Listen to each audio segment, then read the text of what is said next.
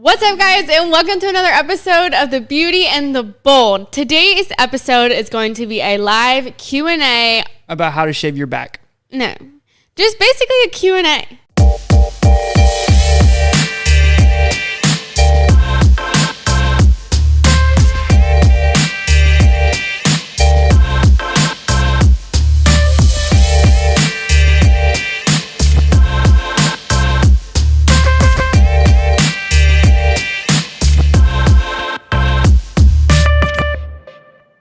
Alrighty, so basically you can ask whatever you want. You can ask for advice. You can ask for our life. You can ask for everything but our social security number, because we're not going to give that to you. I'll give it to you. I don't care.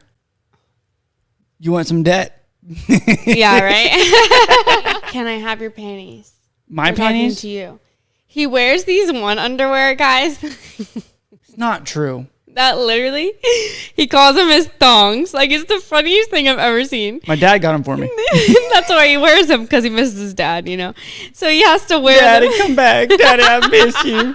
How do you deal with trolls/rude people? Does it ever actually bother you? I have simply stopped reading all the comments because it does, like, it genuinely bothers me sometimes. So if I don't read them, then they're not there in my mind. Most of the time it doesn't bother me. Some of the stupid ones really bother me. But, like, you know, I was abused, so. He's used to the trauma. Yeah. Can you tell us about a prank that's actually bothered either one of you, or that you didn't post because it went too far? I would love to elaborate on this one. Okay, go ahead. Okay, so I'm pregnant. Set the scene. I'm pregnant, newly pregnant, very emotional. You know, exes are a soft spot. We don't talk about those. Okay, there's a background. I ask him to go get me coffee, and he brings it back, and it has his ex's name on it, spelled the right way. Might I remind you, like, her name is spelled a very unique way. So, like, it's spelled the right way. Like, it's intentional. And he's, like, videotaping. Obviously, he's trying to be funny. I just burst into tears. Yeah, it was bad. Because that's the worst thing he's ever done to me. Why would you do that? There was another thing I did too, but this was before content existed. It was like the first 2 weeks we met. We were at my sister's house, swimming in the pool. Oh my God. And I wrote this elaborate text message coming from like a fake number. From a fake number, like it was another girl, and that she was pregnant. The text was like, I'm pregnant with this child. He's acting like, you know, it's not even a thing. I know you're his new girlfriend, blah, blah, blah, blah. And in my mind, because ever since I've met him, I thought it's too good to be true. Like, I'm still waiting for the ball to drop 3 years and 2 kids later. So I'm like, oh, yeah, this is it. I knew there was something wrong with him, right? And so I'm like, oh my God. And so I'm like sitting there, I'm just absolutely devastated on my face. You could tell. I'm just looking at the text. And my plan was, I'm not even going to act like I know. I'm not going to tell him. I'm not going to tell us. I'm not going to tell anyone. I'm just going to go home and then never talk to him again. Like, that was my plan, was just ghost him. And then he sees my devastated face and he's like, oh my God, Caitlin, it's me. Like, I'm messing with you. And I'm like, why would you do that? Like, he's evil. And I don't know why I did it, because this was a long time ago. But like now looking back, a more mature version of myself, that was terrible. That to me was worse than the coffee thing. Trust is so hard to establish these days. How long did it take for you guys to completely trust each other? Probably after that text message that I sent her. Right after that, I was good to go. I don't know when I started trusting you completely. Because, like, I've never gone through your phone. That's not true. That is so true. I delete everything anyway, so. You know, I don't think I actually do trust him yet. And I don't think I'll ever fully trust anyone. No, I'm just kidding. Yeah, there was this one time where he was like, how do I find a video on TikTok that I have looked at, but like I can't find it again? And I'm like, oh, you go to your recently watched. So I'm like trying to help him look. And I'm scrolling through recently watched. And it's not funny. I'm not kidding. There's like this girl basically naked. Like, you could literally picture what she looked like without her bikini on, doing yoga. And like, he like watched her whole profile. Well, because. And I didn't say anything. I was just like, and then like normally like if I find something like that, I won't say anything. I'll just bring it up in an argument. No. I'll bring it up later. No, listen to his bullshit argument. Are you ready? This is the truth, okay? Here we go. So, you know when you're scrolling, right, and you see a video that is like has no substance. It's just some half-naked girl, and she's getting hundreds of thousands of likes and hundreds of thousands of views. You look at it, and you're just like, man, what the hell is this? I can't believe this girl is absolutely like this. Like, this is so unfair. I work so hard for this content that we make. I put so much effort into, saying words so poetically and just really hitting the punchline. And this girl just has to do her little yoga. And I'm just looking through them, just mad, irate, Now, there are some cases. I'm supposed to believe that. There are some cases where I do, see one girl naked and I go and look, because I am a man that has weaknesses. It's okay. When a Joe Burrow clip comes on mine, I also stop and watch it. Yeah. So it's fine. I mean, if you're not gonna go look for, if you're typing it in on TikTok, half naked girls, then we have a problem. Oh, I didn't do that. No, but if it's on your For You page and you watch the video, oh, she's pretty, and look back, like, I can't stop your thoughts. Yeah. As long as you don't act on those thoughts. I have a question for Kate. What's your thoughts on your Pocahontas family theory? Okay, so a while ago, we were streaming on YouTube, and someone said, hey, if you're from the Watford, say, line, you are a descendant of Pocahontas. And I was like, what? Like, how do you know that? Like, that's crazy. I just ignored it. And then J-Mad brought it up the other day in Discord, and I was like, you know what? Let me ask my aunt, who's really big into genealogy. So I called her. She's getting her nails done. She's like, I can't talk right now, Caitlin. What's up? I'm like, are we related to Pocahontas? And she's like, I don't know. I've heard it. You should probably talk to this person, blah, blah, blah, blah. Anyway, we do this deep dive. Well, J-Mad does a deep dive. And it says that one of Pocahontas' I think great-grandsons ended up in Virginia, and like the Says are descended from Virginia. And I know that most of my descendants of the Say colony is in Virginia. We're from the Virginia colony. Basically, Pocahontas is my great times 17 grandmother. Now, Native American has never showed up on any of my DNA tests, but I don't know of any other Native American in my line. That's why I think it didn't show up. Do either of you get jealous? Let's be honest. I would say that if I drink, I get weird, jealous thoughts. Actually, I did get jealous one time. Do you want to hear about it? So it was one of the first times I ever hung out with him, his sister, and his father. We were at a strip club that he used to frequently visit. He was a frequent flyer here. Mm-hmm. Okay. So we're in the VIP section. I'm just chilling. Obviously, I'm a woman. I know that we're at a strip club. You have to not be a jealous person. You're at a strip club. They're trying to do their job. So this girl sits down in front of me and him. Like, I'm like, basically like, sits down in front of him. And it's like, so where you been? She's another single mom, I was like, with me? Like, I literally looked at her. I was like, with me? What kind of question? Oh my gosh. That's the only time I got jealous.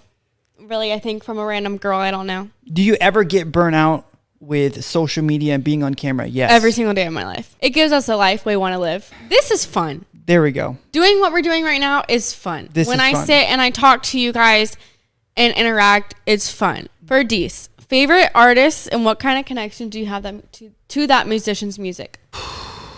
You really have a favorite singer? No.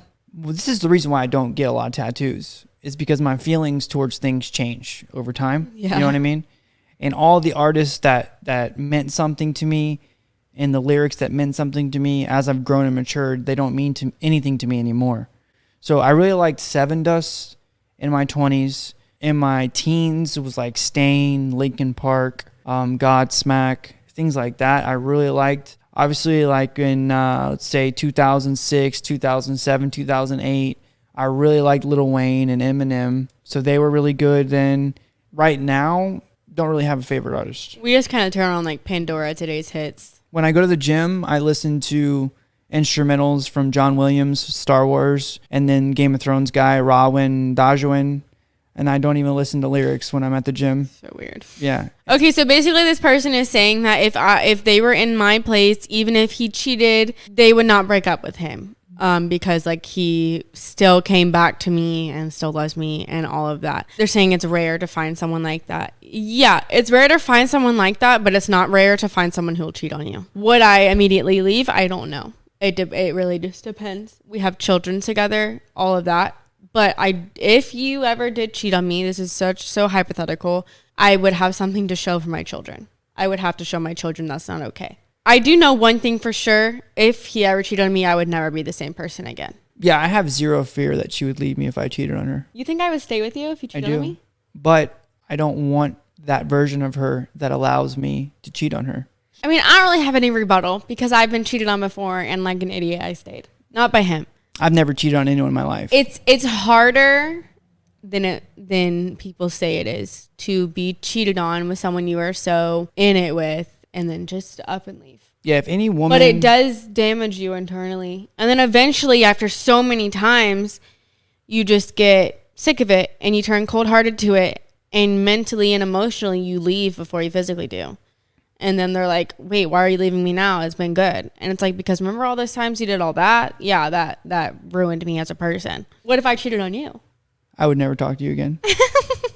Do you feel more or less vulnerable being so open and as straightforward as you are doing the stream, for example? So basically just asking, like, how is it easy being yourself online? But for the most part, this is very comfortable to me. I will say that when I first started streaming on Twitch and I killed Aiden and I had like 170 viewers, I almost couldn't breathe. It was so nerve-wracking. But after a couple times going live on TikTok, as it grew, you get accustomed to the feeling and it becomes very natural.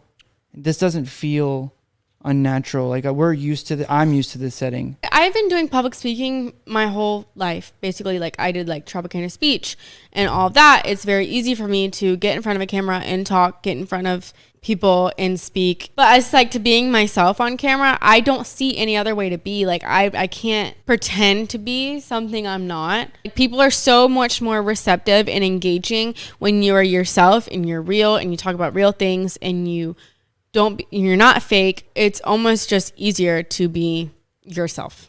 You know, both my parents I couldn't save them. I couldn't help them. And it was very hard for me to accept that. So, you know, my only solution was to not be like them. And then I have this anger inside of me and this vengeance to destroy the world that made them that way. So being here in this setting with an organic love like I have with her, a functioning marriage with great children, and we're raising them in all the right ways, in my opinion. Obviously, we'll make mistakes. But this is, to me, changing the world for the better. And if I can do this in any capacity whatsoever, I feel very comfortable. Like, I honestly don't care about fortune, fame, shiny objects, any amount of money. I just want to be the light that illuminates the darkness. I want to devour the darkness in this world in any way I can. And I'll probably never be a politician, so I'll never be able to make that structural change. But I will have the opportunity for men and women to listen to me, to hear me, to heed the words I say, put into practice the things I say, and become better men and women. And that is the greatest gift this world has ever given me. And I'm very, very grateful for that. I love him. This one's a spicy one. My girl's best friend constantly cheats on her boyfriend. I told my girl she should tell the guy because I would want someone to tell me. She said it's not her place. Your opinions? I mean, my opinion is, from my personal experience, women that talk crap about their friends and the things they do, but yet still befriend them, are possibly doing the same thing, because it happened to me. Okay, because it happened to you. Yeah. Okay, see, so that's my first reaction to that. But yes, you should tell. I've done this before. Like, I had a girl in high school. She told me, about all this stuff she was doing to this guy, but I was also friends with the guy. That's where so I told him, and then it ruined my friendship. But at least the guy, knew. I don't know. That's a hard one. Yeah. That's a hard one. I would say if you're going to tell, make a burner Instagram account and just be like, listen, that's dude, a good idea. Listen, dude. Do it in a fake way. Yeah. Like, I'm not going to tell you who I am or where this is from, but I just know that your girlfriend's just banging mad dudes. If you're okay with that, my bad. I shouldn't have said anything. But if not, I just want to let you know. Yeah, I feel like everyone deserves to know if they got cheated on, for sure. Men are like dogs, just got to train them. That's what my mom said. Not men like me. Yeah, you're right. Go ahead. Definitely not you. Like, explain in great you. detail how you've trained me. Say one thing that you've done. I didn't even say anything. I never said I trained you. Because I'll tell them how I trained you. Groomed you. You can't say that on the internet. He didn't need training. That's the thing, though. I spent so long trying to train someone that when I met him and he didn't have to be trained, I was like, oh, thank you, Jesus. I don't have to train this guy. Same thing with me. Like, I didn't have to fix you. Like, you were fixing yourself. Like, we didn't have to be fixed. No, I did when I saw her. She was a little toothpick. And I was like, you did fatten me up a little bit. I said, I'd get her to eat a couple of meals. Thing, when you take their traits and you accentuate those traits, that's different. To me, that's not training. That's just making someone be truly themselves and be there to their best potential. In a relationship, there's always a phase where the flame goes a little bit numb. What helps you guys to keep working as a team and to try to keep that flame alive? Is it just being real and honest good, or are there other special things that make you help keeping the flame alive? Don't ever stop having sex. Well, I take great pride in this, actually. But I will stop everything, the entire social media thing, all of it, completely, to make sure that we go and do stuff as a family, that we find time for each other. I'll get mad at her. She'll be trying to fold the laundry, and I'll be like, you need to get in here now and watch this show with me. Yeah. Like, I won't let it happen. He's definitely better at that than me, because I get so caught up with everything, and then he can tell when it's getting bad. And I make sure she has orgasms. I make sure she has orgasms. I put a lot of time and energy into that. And we can say that, so I don't care. I mean, that's very important. That's very important. Yeah. Very important. You have to be satisfied in that way, you know? What's a non-sexual thing that each of you do that's a turn on? I've been told by my girl being a good dad is super attractive. When he, I think when you, stick up for me with the kids, when he's like, don't talk to your mom that way. Or, hey, listen to your mom. I'm like, come here. That's, I think that it would be, a non-sexual turn on for me when he, has my back and everything. Is there anything non-sexual about me that turns you on? How you just put up with me. I do be putting up with you. Yeah, she puts up with me really well. And she's always in love with me, even when I don't deserve to be in love with, I guess. And that turns me on. She's thick and thin with me, for me. The only time I'm not turned on is when I'm stressed about this. Yeah. And I think that's what turns me on, is that she leaves me alone. She doesn't press me. Well, I grew up with a father who was very similar to him. He was such a hard worker, and you just knew when to back off, and you knew when to be present. That's just how, you let him. But the thing is he took care of us. He made sure we had everything we needed. I mean, my mother did too, but I'm just, as a man, he took care of us, and he was a great father, and he needed us to recognize when to back away and when to be present in order to be those people. And I really do think you need that too. So I can just tell when he needs to just be alone and figure it out. Sometimes I can ask him what's wrong, and there's nothing that I'm going to say that's going to help him. What's a button that each other pushes to get under each other's skin? When he tickles me. Yeah, but you got to be playful, That's not playful. That's annoying. She loves it. I do not. I don't know who told you that. She loves it. The only thing that annoys me is when she decides that she has time to clean up after 8:30 at night. I feel like at 8 at night, the cleaning's done. It's time to relax and wind down. That's when all the kids go to bed, and that's when I have the most time to get things done. It's time to wind down. And she'll be over here trying to clean and shit. It makes him so mad. It makes me so mad. But I have stopped doing that because I don't like I don't like to do things that aggravate you. But I think I get that from my mom because she's still this way. Oh, her same way. Andrew can see it. Oh. She's amazing. She's always getting things done, but she doesn't ever know when to sit down and hang out with us. You guys want to hear a funny story about last night? Oh my God. It's not funny.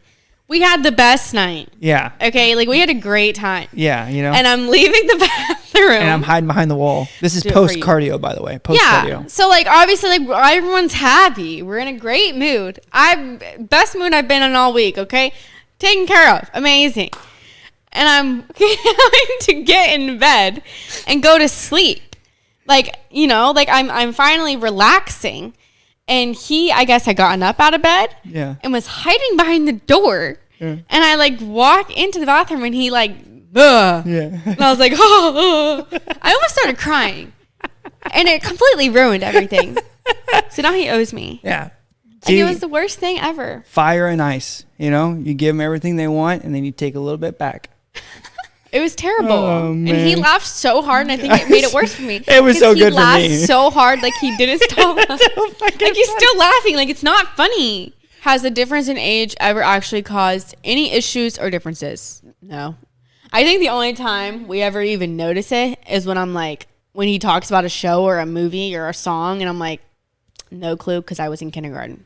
like you were in high school, I was in kindergarten. I don't know. She's very mature. I know we probably talked about this. Like, yeah, like personality wise, we're probably like the same age. Yeah, we're we're the same. How's the dynamic like having another boy in the family now? I think he was like the missing piece. Yeah, everything, like it's so cool to see the girls interact with him and Andrew interact with him, and I love him so much. We're not having a fourth child. We're done. I can't. Going through pregnancy and postpartum is so mentally taxing, and I don't think a lot of people realize how hard it is, and like you're just not you. And then if you breastfeed, you're still not just you're sharing your body still. I have been breastfeeding and or pregnant since I was 18, with like a 6-month gap, I think, in between Raylan and Adeline, from breastfeeding Adeline and being pregnant with Raylan. And so it's like, I'm not me, is basically how it felt. And I think that I have procreated enough where I can focus on me. You are both in great shape. What's your secret to staying fit? Caitlin doesn't realize this, but I do. It's calorie deficit. We don't eat a lot of calories. And we don't eat like junk either. Yeah. I don't eat breakfast. I don't really either. I eat within a fasted window, which keeps me light. And I think that a lot of people, they get older, they put a lot of weight on, and they think they're just old. And it's really, you just have a lot of weight on you, and your body can't handle it in a sense. So losing weight, getting skinny, it helps rejuvenate the youth in a way. And I was a gymnast for so long. I was an athlete for so long. And I think when you are an athlete for so long, your body retains that information and retains that muscle memory. So, I don't work out. I need to. She's trying to get back in there. It's just so hard with 3 children, like everything is. All right. Thank you for chatting with us. We will see you on the next episode of The Beauty and the Bold. Thank you for watching. Like, subscribe, hit the notifications. See you later.